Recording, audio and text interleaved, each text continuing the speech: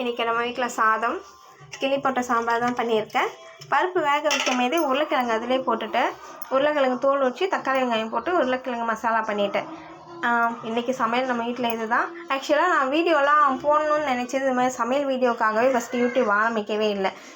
நம்மளோட சேனல் நேமே பார்த்தீங்கன்னா SJ social junction. அதாவது இந்த சோஷியல் ஜங்ஷன், அதாவது இந்த யூடியூப்னு ஒரு இதை வச்சு நம்மளால் நம்மளோட கருத்துக்களை இங்கே வந்து நான் பதிவு பண்ணணும் அப்படின்னு தான் நிறைய இது பண்ணேன். பட் என்னால் அந்த கருத்துக்கள் சொல்கிற அளவுக்கு திறமை ஆகிட்டேனான்னு என்னால் இது பண்ணிக்க முடியல. நிறைய கருத்துக்கள் தோணும் எனக்குள்ளேயும்.